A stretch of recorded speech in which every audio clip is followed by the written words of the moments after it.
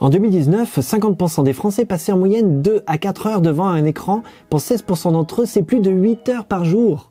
En confinement, on a passé beaucoup plus de temps devant les écrans. Au-delà de quelques effets indésirables, le plus gros problème se passe dans ta tête.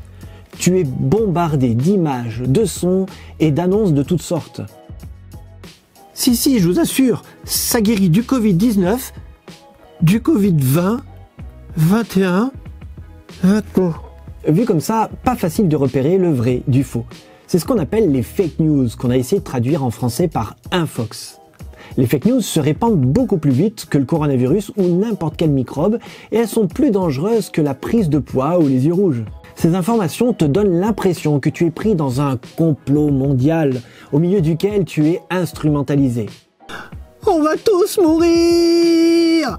Le premier grand danger d'une fake news est qu'il construit en nous un esprit de peur et de suspicion constant. Le deuxième danger, c'est qu'elle nous coupe de la réalité et du bon sens. Je suis sûr qu'ils ont foutu de la chloroquine dans l'eau. Une enquête réalisée en 2017 montre que 79% des Français croient à au moins une théorie du complot. 35% pensent que le réchauffement climatique n'est pas dû à l'homme. 16% pensent que l'homme n'a jamais marché sur la Lune.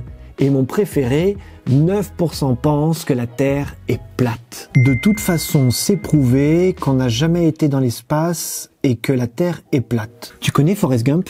Alors fais le tour de la Terre et quand tu arrives au bout, fais demi-tour. Dans le domaine religieux, les fake news fonctionnent tout aussi bien, voire même mieux.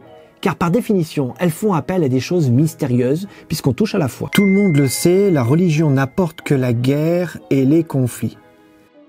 Est-ce que tu t'es déjà demandé si c'est la religion qui amène la guerre ou si c'est les gens qui utilisent la religion pour faire la guerre? Dans la Bible, le livre de référence des grandes religions, on trouve un certain nombre de règles. Ne pas tuer, ne pas voler, ne pas mentir. Dans Exode 23, verset 1, il est dit « Tu ne propageras pas des fausses rumeurs et tu ne porteras pas des faux témoignages en faveur des malfaiteurs. » Plus important que de savoir si l'information que tu as est bonne ou mauvaise, tu peux te demander si cette information va aider ou au contraire va enfoncer la personne. La Bible insiste sur notre état d'esprit. C'est pas un jugement de ce que tu crois ou pas, mais quelle est ton intention pour l'autre. Pour être plus clair, est-ce que tu veux faire du bien à des personnes ou juste leur ficher la frousse? Le verset suivant dit même « Ne te laisse pas entraîner par une majorité à faire ce qui est mal. » Là, on touche à la problématique de l'effet de masse. C'est un peu ça qui se passe dans les fake news. Je m'explique. Les gens pensent que la majorité veut te faire croire quelque chose de faux, alors qu'en réalité, ta majorité est une minorité. Ok, si t'as pas compris, résumé. Essaye de ne pas écouter tout le monde et n'importe qui, mais fais appel à ton bon sens. Est-ce bien de voler? Est-ce bien de tuer? Est-ce bien de liker et partager de fausses informations? Alors, comment appliquer ces principes de bon sens qu'on trouve dans la Bible? Socrate, philosophe grec, qui n'a rien écrit dans la Bible, a donné un principe intéressant. On l'appelle le test des 3 passoires. Un jour, un homme vient voir Socrate et lui dit « Sais-tu ce que je viens d'apprendre sur ton ami ?» Socrate lui pose 3 questions. La première, est-ce que c'est vrai?